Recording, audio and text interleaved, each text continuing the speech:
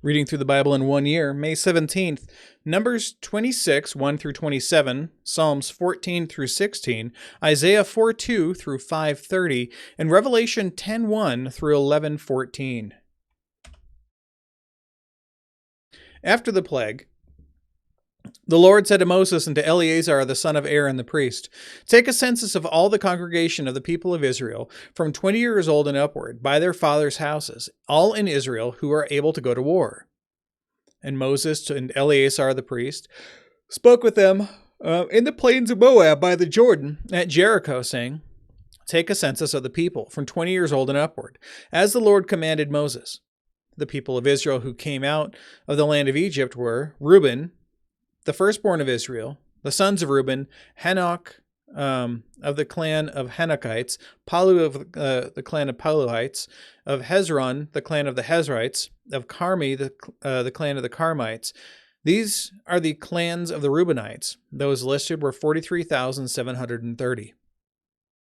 The sons of Palu, Eliab. The sons of Eliab, Nemuel, Dathan, and Abiram. These are the Dathan and Abiram, chosen from the congregation, who contended against Moses and Aaron in the company of Korah, when they contended against the Lord. And the earth opened its mouth and swallowed them up together with Korah.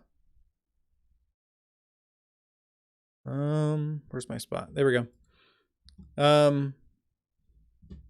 With Korah,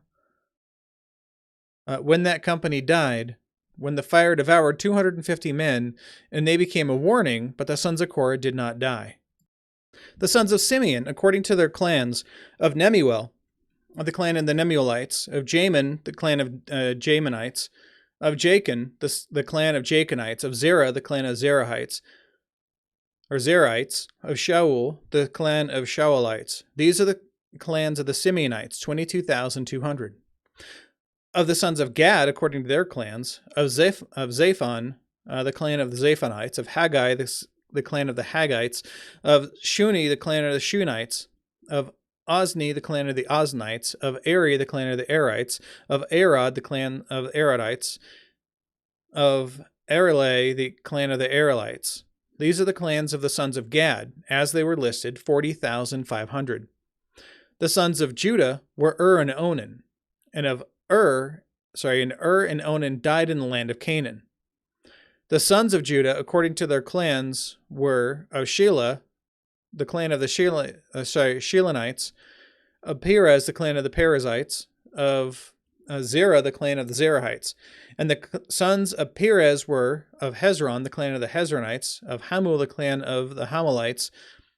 These are the clans of Judah, as they were listed, 76,500.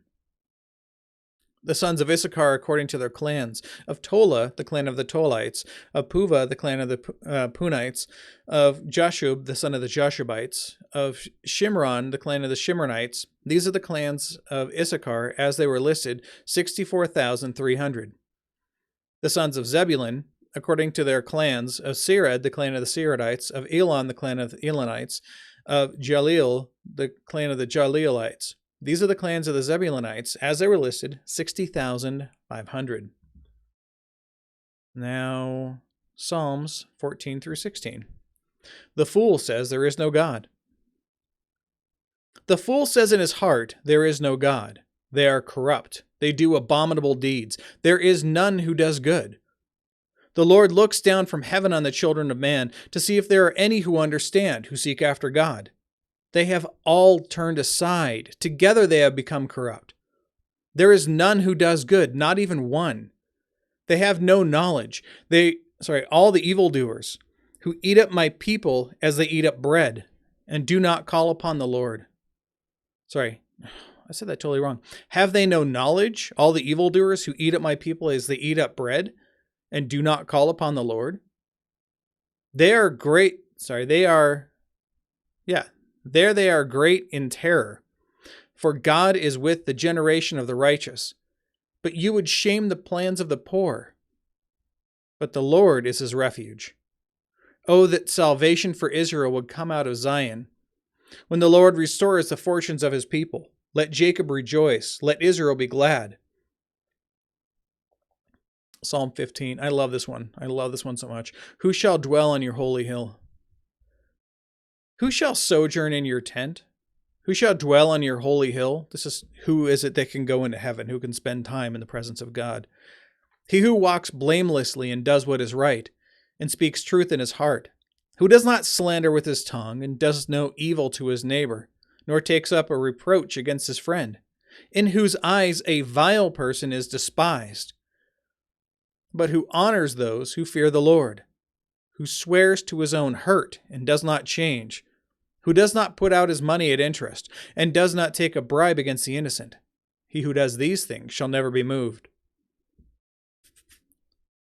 Psalm 16. You will not abandon my soul. Preserve me, O God, for in you I take refuge. I say to the Lord, you are my Lord. I have no good apart from you. As for the saints in the land, they are the excellent ones, in whom is all my delight. The sorrows of those who run after another god shall multiply. Their drink offerings of blood I will not pour out, or take their names on my lips. The Lord is my chosen portion and my cup. You hold my lot, meaning that God has everything. That's it. He has no other options. The lines have fallen for me in pleasant places. Indeed, I have a beautiful inheritance. I bless the Lord who gives me counsel. In the night also my heart instructs me. I have set the Lord always before me. He is at my right hand, and I shall not be shaken. Therefore my heart is glad, and my whole being rejoices. My flesh also dwells secure. For you will not abandon my soul to Sheol, the place of the dead, or let your Holy One see corruption. You make known to me the path of life. In your presence there is fullness of joy. At your right hand are pleasures forevermore. Now Isaiah 4:2 through 5:30. In that day the branch of the Lord shall be beautiful and glorious, and the fruit of the land shall be the pride and honor of the survivors of Israel. And he who is left in Zion and remains in Jerusalem will be called holy. Again, holy meaning separate, or set apart for a purpose. Everyone who has been recorded for life in Jerusalem, when the Lord shall have washed away the filth of the daughters of Zion, and cleansed the bloodstains of Jerusalem from its midst by a spirit of judgment and by a spirit of burning. Then the Lord will create over the whole site of Mount Zion and over all her assemblies a cloud by day and smoke in the shining of a flaming fire by night. For over all the glory there will be a canopy. There will be a booth for shade. Again, booth is a tent, right? For shade by day from the heat, and for a refuge and shelter from the storm and rain. Vineyard of the Lord destroyed. Let me sing for my beloved, my love song concerning his vineyard. My beloved had a vineyard on a very fertile hill. He dug it and cleared it of stones and planted in it choice vines. He built a watchtower in the midst of it and hewed out a wine vat in it, and he looked for it to yield grapes, but it yielded wild grapes. And now, O inhabitants of Jerusalem and men of Judah, judge between me and my vineyard. What more was there to do for my vineyard that I have not done in it? When I looked for it to yield grapes, why did it yield wild grapes? And now I will tell you what I will do to my vineyard. I will remove its hedge, and it shall be devoured. I will break down its wall, and it shall be trampled down. I will make it a waste. It shall not be pruned or hoed, and briars and thorns shall grow up. I will also command the clouds that they rain no rain upon it.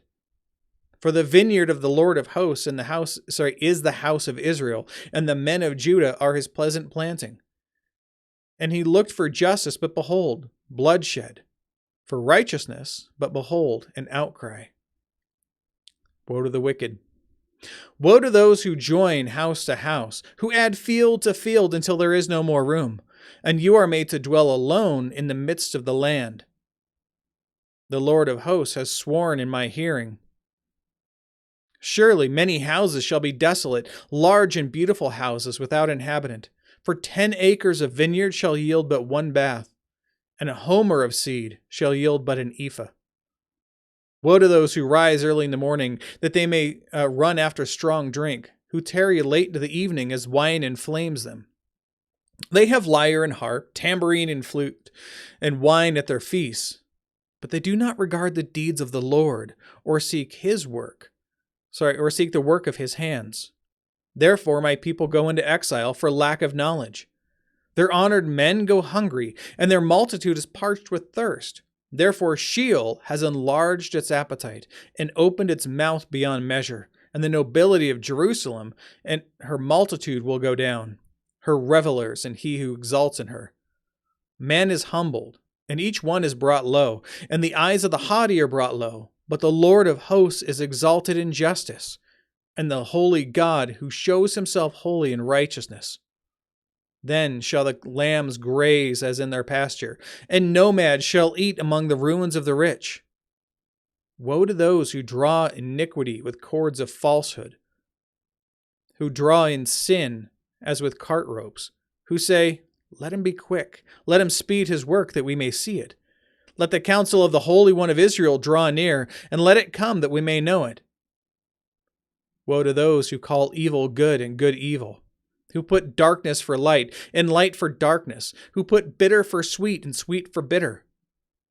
Woe to those who are wise in their own eyes and shrewd in their own sight. Woe to those who are heroes at drinking wine and valiant men in mixing strong drink, who acquit the guilty for a bribe and deprive the innocent of his right. Therefore, as the tongue of fire devours the stubble, and as dry grass sinks down in the flame, so their root will be as rottenness, and their blossom will go up like the dust. For they have rejected the law of the Lord of hosts, and have despised the word of the Holy One of Israel. Therefore the anger of the Lord was kindled against his people, and he stretched out his hand against them and struck them, and the mountains quaked, and their corpses were as refuse in the midst of the streets. For all this his anger has not turned away. His hand is stretched out still. He will raise a signal for nations far away, and whistle for them from the ends of the earth. And behold, quickly, speedily they come. None is weary, none stumbles, none slumbers or sleeps. Not a waistband is loosed, not a sandal strap broken. Their arrows are sharp, and all their bows bent. Their horses' hooves seem like flint, and their wheels like the whirlwind. Their roaring is like a lion. Like young lions they roar. They growl and seize their prey. They carry it off, and none can rescue. They will growl over it on that day, like the growling of the sea. And if one looks to the land, behold, darkness and distress, and the light is darkened by its clouds. Now Revelation 10:1 through 11:14. Then I saw another mighty angel coming down from heaven, wrapped in a cloud, with a rainbow over his head. And his face was like the sun, and his legs like pillars of fire. And he had a little scroll open in his hand. And he set his right foot on the sea and his left foot on the land, saying that he has authority over both. And called out with a loud voice, like a lion roaring. When he called out, 7 thunders sounded. And when the 7 thunders had sounded, I was about to write. But I heard a voice from heaven saying, seal up what the 7 thunders have said, and do not write it down. And the angel, whom I saw standing on the sea and on the land, raised his right hand to heaven and swore by him who lives forever and ever, who created heaven and what is in it, and earth and what is in it, and the sea and what is in it, that there would be no more delay, but that in the days of the trumpet call to be sounded by the 7th angel, the mystery of God would be fulfilled, just as he announced to his servants the prophets. Then the voice that I had heard from heaven spoke to me again, saying, Go, take the scroll that is open in the hand of the angel who is standing on the sea and on the land. So I went to the angel and told him to give me the little scroll. And he said to me, Take and eat it. It will make your stomach bitter, but in your mouth it will be sweet as honey. And I took the little scroll from the hand of the angel and ate it. And it was sweet as honey in my mouth. But when I had eaten it, my stomach was made bitter. And I was told, You must again prophesy about many peoples and nations and languages and kings. Then I was given a measuring rod, like a staff.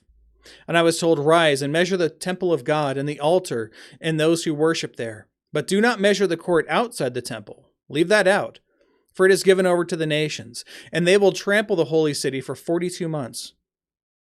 And I will grant authority to my 2 witnesses, and they will prophesy for 1,260 days, clothed in sackcloth. That's 3.5 years. These are the 2 olive trees and the 2 lampstands that stand before the Lord of the earth. And if anyone would harm them, fire pours out from their mouths and consumes their foes. If anyone would harm them, this is how he is doomed to be killed. They have the power to shut the sky that no rain may fall during the days of their prophesying. And they have power over the waters to turn them into blood, to strike the earth with every kind of plague, as often as they desire. And when they have finished their testimony, the beast that rises from the bottomless pit will make war on them and conquer them and kill them. And their dead bodies will lie in the street of the great city that symbolically is called Sodom and Egypt, where their Lord was crucified. For 3.5 days, some of the peoples and tribes and languages and nations will gaze at their dead bodies and refuse to let them be placed in a tomb. And those who dwell on the earth will rejoice over them and make merry and exchange presents. It's Dead Prophet Day. Yay! Because these 2 prophets had been a torment to those who dwell on the earth. But after 3.5 days, a breath of life from God entered them, and they stood up on their feet, and great fear fell on those who saw them. Then they heard a loud voice from heaven saying to them, "Come up here." And they went up to heaven in a cloud, and their enemies watched them. And at that hour there was a great earthquake, and 1/10 of the city fell. 7,000 people were killed in the earthquake, and the rest were terrified and gave glory to the God of heaven. The second woe has passed. Behold, the third woe is to come. Again, when you see 1,000 in the Bible, 1,000 means a very large number, and 7 always means it's the number of perfection. So it's the number of people who die aren't probably going to be just 7,000. It'll be a very large number of people, but it's going to be a number that God has determined. Therefore, it is a perfect number of people who died. Because again, remember, we all exist at God's whim. That's it. If God wants us to die, then we die. There's no way we can fight against that. He owns us. All right. That said, we'll go into more of it tomorrow. So behold, the word of the Lord.